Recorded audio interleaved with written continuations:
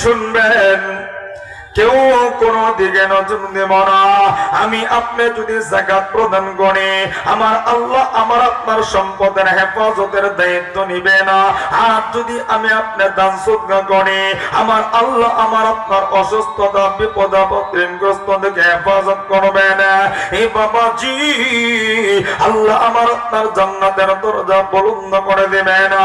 আল্লাহ নবীর সাহাবী হযরতে আলী রাদিয়াল্লাহু আনহু এবং তার মেয়ে ফাতেমা রাদিয়াল্লাহু আনহা যখন হাসান হোসেন অসুস্থ হয়ে গেল, আল্লাহ দরবারে মান্নত করলেন, ওগো আল্লাহ, আমাদের হাসান হোসেন যদি সুস্থ হয় তাইলে আমরা 3 দিন পর্যন্ত রোজা রাখব, আমরা দুইজনে মিলে 6টি রোজা করব।